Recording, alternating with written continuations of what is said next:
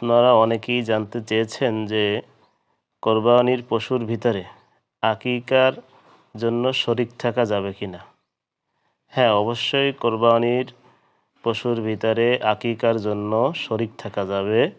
ছেলের জন্য 2 ভাগ, মেয়ের জন্য 1 ভাগ। এতে কোরবানি এবং আকিকা উভয়টা সহিভাবে আদায় হবে ইনশাআল্লাহ।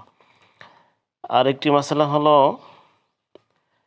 আমরা অনেক সময় একই পরিবারে বাবা এবং ছেলে অথবা স্বামী স্ত্রী উভয় ভিন্ন ভিন্নভাবে নেশাব পরিমাণ মালের মালিক থাকি, কিন্তু অনেক সময় বাবা কোরবানি দেয়, আমরা মনে করি এটা আমাদের জন্যই যথেষ্ট।